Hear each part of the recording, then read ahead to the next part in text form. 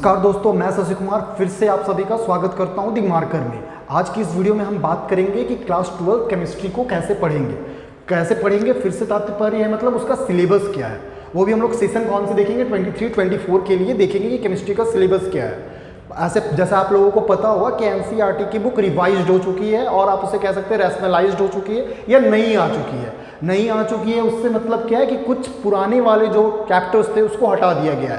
पहले की अगर बुक में बात करें तो टोटल 16 चैप्टर्स थे, लेकिन अभी उसे रिड्यूस करके ओनली 3 चैप्टर आपको पढ़ना पड़ेगा क्लास 12 के लिए। ठीक है, तो चलिए देखते हैं कि क्लास 12 के लिए वो कौन से 10 चैप्टर्स हैं और वो एक एक चैप्टर कितने मार्क्स कंटेन करते हैं। ठीक है, तो चलिए शुरू करते हैं। पहला चैप्टर है आपका, वो है चैप्टर 1, उसका नाम है सॉल्यूशन। पहला चैप्टर है उसका नाम है आपका सॉल्यूशन। ये अगर मार्क्स के बारे में बात करूं तो ये मार्क्स कितने कंटेन करेगा, तो ये मार्क्स आपका कंटेन करेगा 7 मार्क्स।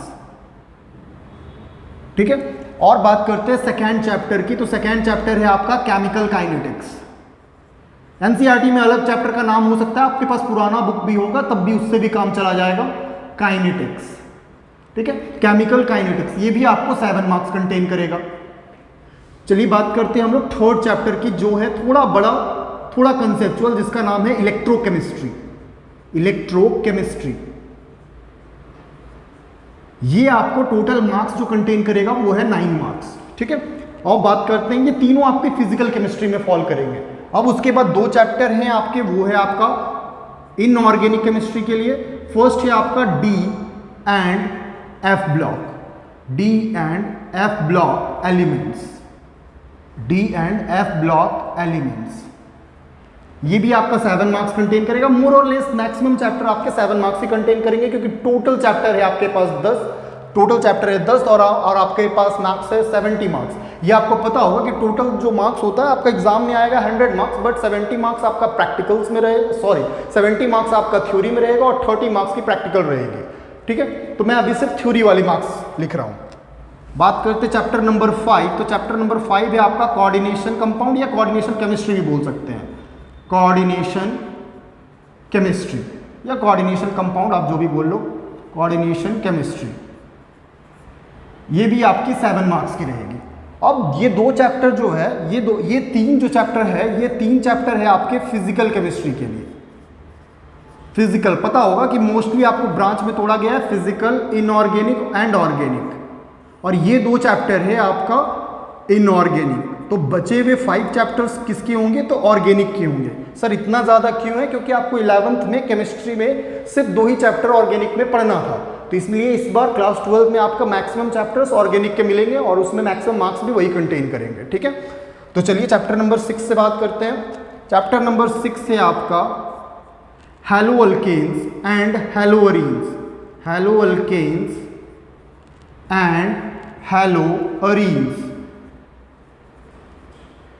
ये भी आपको, ये छोटा सा चैप्टर है तो थोड़ा 6 मार्क्स का कंटेन कर लेगा।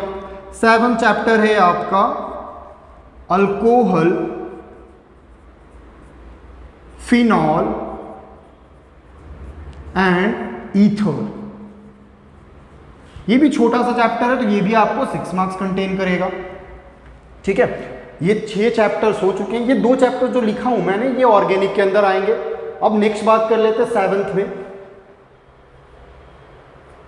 7th का बात कर लेते हैं, तो 7 चैप्टर है वो है आपका aldehydes, ketones and carboxylic acid.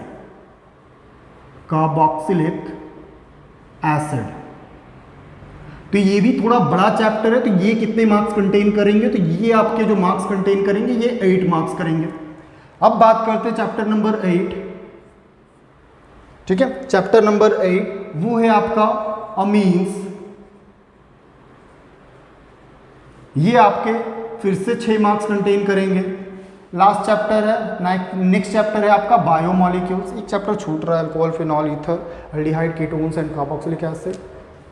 6, 7, oh sorry, marks number गलती दिया हुआ है भाई, वही सोचा कौन सा चैप्टर छूट रहा है, तो यहाँ पे मार्क्स नहीं नंबर गलती है। तो ये 7 के बाद 8 आएगा और ये 9th आएगा और ये 10th आएगा, तो 3 चैप्टर हो गए आपके। ये हो गया बायोमॉलिक्यूल्स। बायोमोलिक्यूल्स, ये आपके कितने मार्क्स दे के जाएगी, तो ये आपके मार्क्स दे के जाएगी 7। तो इस तरह से देख सकते हैं मार्क्स का डिस्ट्रीब्यूशन। मैं थोड़ा साइड हट जा रहा हूँ जिसकी वजह से आप इसको नोट डाउन भी करते चलोगे। अगर आप केमिस्ट्री को ले रहे हो तो फिर उसके बाद इसको नोट डाउन करते चलोगे। कोशिश करो अपना पेन और कॉपी लेकर रखो। स्क्रीनशॉट तो ले सकते हो लेकिन कोशिश करो इसे कॉपी में नोट डाउन रखो, ठीक है। तो देख सकते हो अगर आप सबको ऐड करोगे तो ये टोटल मार्क्स जो आएगी, टोटल मार्क्स वो हो जाएगी आपकी 70 मार्क्स। टोटल मार्क्स हो जाएगी वो है 70 मार्क्स, ठीक है। तो इसी 10 चैप्टर्स को आपको पढ़ना होगा पूरे ईयर्स में। अभी तो कुछ समय आप, आई होप कि आपने कुछ पढ़ रखा होगा क्योंकि काफ़ी समय निकल चुका है, 1.5-2 महीना। तो आपको एटलीस्ट 2 चैप्टर कंप्लीट किए होगे। अगर नहीं कंप्लीट किए हो तो मान के चलो आप अपना सिलेबस को कोशिश करो, टारगेट करो कि दिसंबर में आसपास कंप्लीट कर लो। टारगेट रखो 15 दिसंबर, ताकि आपको 1-2 महीना का रिवीजन का टाइम मिल पाए, ठीक है। मैक्स टू मैक्स जाओ तो आप 31 दिसंबर तक, हमारी कोचिंग में भी मैं टारगेट करूंगा कि 15 दिसंबर तक हमारा सिलेबस कंप्लीट हो जाए। मैक्स टू मैक्स आपका 31 दिसंबर तक, ताकि आप जैन फैब को अच्छे तरीके से रिवीजन कर पाओ। विदाउट रिवीजन आप अच्छा मार्क्स स्कोर कर पाना बहुत मुश्किल है यार, काफ़ी वास्ट हो जाएगा ना यार। 10 चैप्टर है और फिर उसके बाद आपको फिजिक्स भी पढ़ना होगा, मैथ्स भी रहेगा, बायो रहेगा, आपका और भी जो सब्जेक्ट्स होगा। रिवीजन काफ़ी ज़्यादा इंपॉर्टेंट है। तो सो फॉर रिवीजन के लिए आपको समय चाहिए।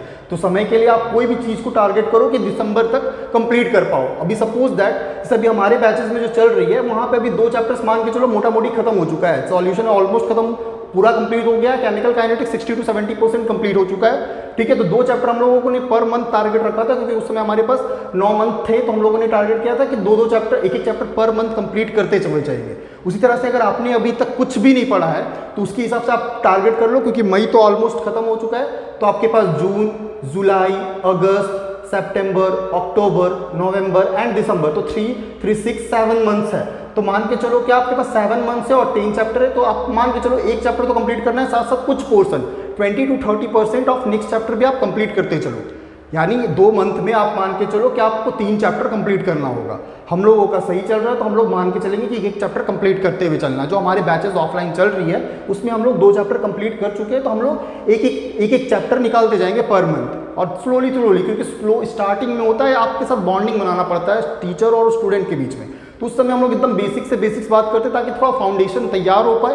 अब बच्चे लोगों का फाउंडेशन तैयार हो गया तो अब सिलेबस काफ़ी फास्ट तरीके से चला जाता है। तो आप भी वही टारगेट करो, स्लोली अपने आप को रेस करो और कोशिश करो कि दिसंबर में आपका सिलेबस कंप्लीट हो जाए, जिसकी वजह से आप अच्छे तरीके से रिवीजन कर पाओ और मार्क्स अच्छा ग्रैब कर पाओ, ठीक है। तो आज हम लोग सिर्फ सिलेबस के बारे में बात कर रहे हैं। नेक्स्ट वीडियो में हम लोग सॉल्यूशन से स्टार्ट कर देंगे, ठीक है। देन हम लोग केमिकल काइनेटिक्स, देन इलेक्ट्रोकेमिस्ट्री की ओर चलेंगे और क्लास 11 के लिए हम लोग स्टार्ट करने वाले हैं मोल कंसेप्ट, ठीक है, जिसमें हम लोग नाम है चैप्टर का some basic concepts of chemistry, वहाँ से स्टार्ट करेंगे। लेकिन क्लास 12 के लिए हम लोग सॉल्यूशन से स्टार्ट करेंगे क्योंकि इसके फंडे कुछ केमिकल काइनेटिक्स में यूज होंगे, कुछ इलेक्ट्रो में आएंगे।